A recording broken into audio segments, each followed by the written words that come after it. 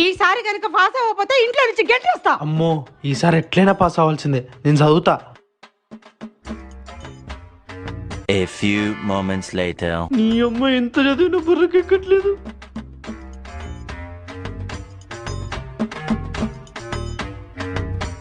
అక్క అబ్బబ్బా ఏంట్రా నీ గోలా? ఈ పేపర్ దాంట్లో పడితే నీతో లైఫ్ లాంగ్ ఆడుకుంటా. ఈ పేపర్ దాంట్లో పడితే నేను టాపర్ అవుతా.